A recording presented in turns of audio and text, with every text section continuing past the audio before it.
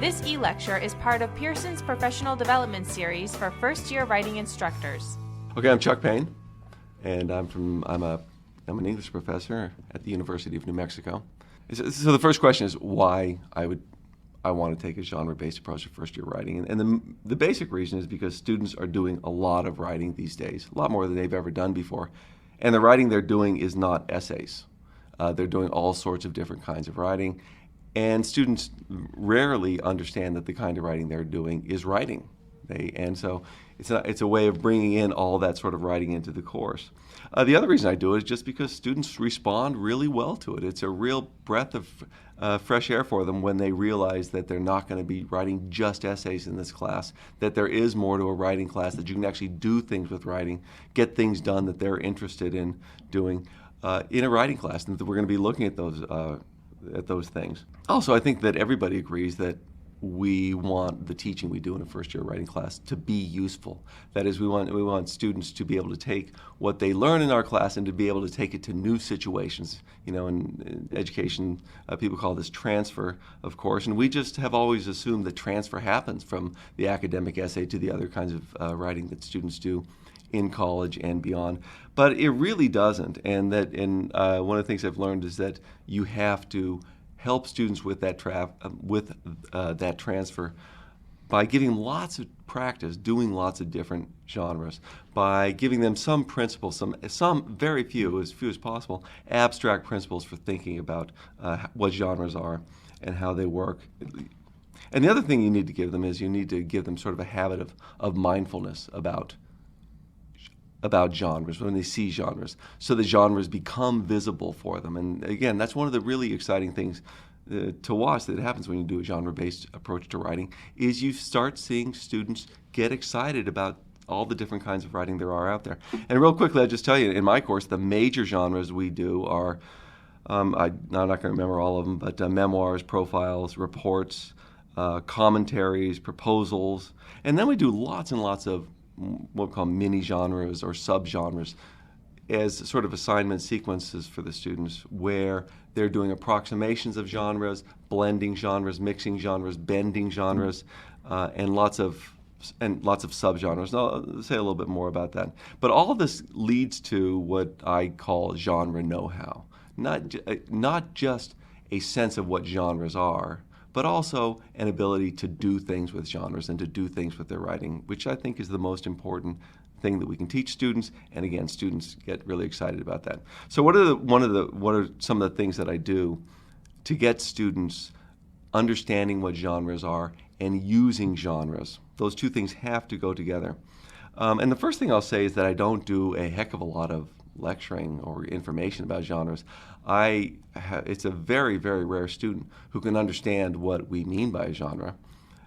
Yet to have a rich and good and clear understanding of what a genre is through explanation. It's a tough concept, and you really learn by doing and going through lots of examples and using different genres and changing genres. So what I find I have to work against in helping students understand what a genre is to make sure they understand it's not a formula, it's not a recipe, it's not this container that you can pour the contents, your ideas into like a muffin tin, but rather it's a kind of a place. It's a way that allows writers and readers to do things. Right? There's certain expectations that writers and readers have about these genres, and genres allow them to get certain things done.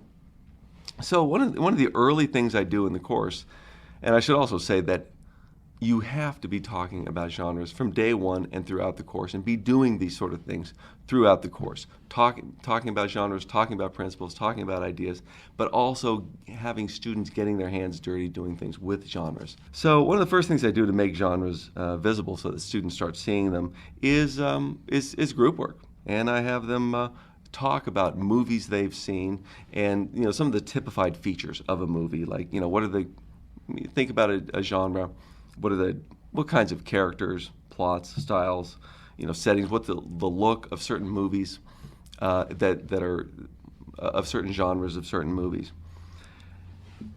And then I also ask, why is it that readers go to these movies? And so students start thinking about why this is. And I might have another group do pretty much the same thing, but talking about TV shows, right? What are the genres of TV shows? There's a zillion other kinds of things that you can have them look at.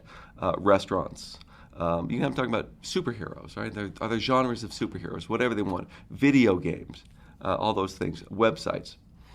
Anyways, and one of the things that happens in this very early work is they begin to see that these things are really complex. It's really hard to pin down exactly what a genre is, which is really important for this course, because although in this course I'm going to be making I'm going to help them with some explicit understandings for what genres are and what the features are, I want them to understand that they're always a little bit more complicated than that, and that they're always changing. Okay, so one of the things I have them do is parodies of, and one of the great parodies they like to do most is parodies of horror film, and that most of them know scary movies and they understand it's a parody. They understand it's really funny. But what they may not have thought about is that the reason it's funny is because it takes all the conventions, all the features of the horror film genre and twist them just a little bit, and that's why it's funny. If you'd never seen a horror film, you probably wouldn't think scary movie is very funny. So we talk about how a genre uses features and how it misuses them, and we start looking at familiar genres. Things like, very simple things that they don't consider writing. They don't consider the kinds of things that they'll be doing, like want ads. Students, for some reason, have a lot of fun with obituaries, right?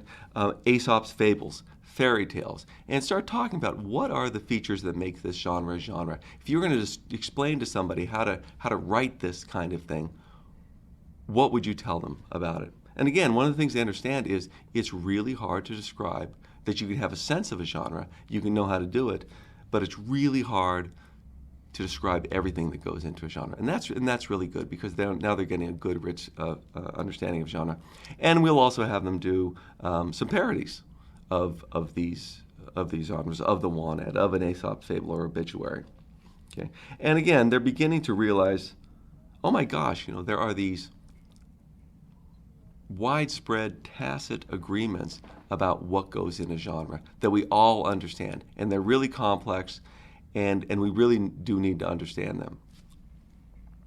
Final thing I'm going to say is that I also use genres are really great for assignment sequences, and probably everybody knows that when you do an assignment sequence, right, like a group of assignments that's in a cluster, but it's not just a cluster, it's a sequence. It starts where the students are over here and moves them over to another place that you hope is a little bit higher. And the standard idea about doing assignment sequence, and absolutely good advice, is as you move through the sequence, you increase complexity and you increase diversity. The other thing that I would say is that you want to do one of the ways to increase diversity is to do lots of genre bending, lots of genre blending and mixing. Students may begin with a subgenre before they work up to maybe your final paper in that sequence is going to be sort of maybe a well-defined genre. So, for instance, if we were working towards writing commentaries, right, and the way I define commentaries for my students, it is a well-reasoned argument that is directed towards a specific audience that may disagree with what you're saying. It's backed up with reasons and evidence in a good sequence of reasonings. But perhaps a good way to begin is not with the commentary that is a somewhat formal and well thought out and respectful way of speaking to an audience, but with the rant. So one of the things I do with the rant is I record about 10 minutes of rants, and actually the last one I did, everybody was talking about schools and how schools always ask for more money and how that doesn't work, and everybody was saying the same thing. Anyway, we listened about 10 minutes, and I allow them to talk about what goes into a rant. If you want to do a good rant, if you want to fit in as a member of this group and follow these conventions, what do you do? And they have a lot of fun with it. So they're taking their topic, and the first thing they do is write a rant. But it's rant is relatively easy compared to writing a commentary, and gradually we move through other ideas, the bumper sticker, the elevator speech, whatever it is, finally to a commentary, and we do it that way. And you can do the same thing with when you're doing the proposal genre. You can begin with the with the bumper sticker. You can begin with the elevator speech, the 30-second speech, the 1-minute speech, etc. So all in all, students are getting this idea of are learning ideas, are talking about these sort of abstract principles that they're mostly generating themselves. But the most important thing is that's combined with them doing things with genres, playing with genres, getting their hands into the middle of those genres and doing things. And they really can develop what I call genre know-how, the ability to get things done with words, a sense that whenever you enter any rhetorical situation, any new situation, whether that's next semester's history class or your first job, the first thing you have to do is understand how do these people communicate with each other? What's important to them? What is the genre, the very specific genre that they use in this setting? What are its features? It's something that a successful student or professor probably has to get pretty good at in order to be a successful writer and communicator. For additional e-lectures, visit Pearson's professional development site for first-year writing instructors at www.pearsonhighered.com/compro.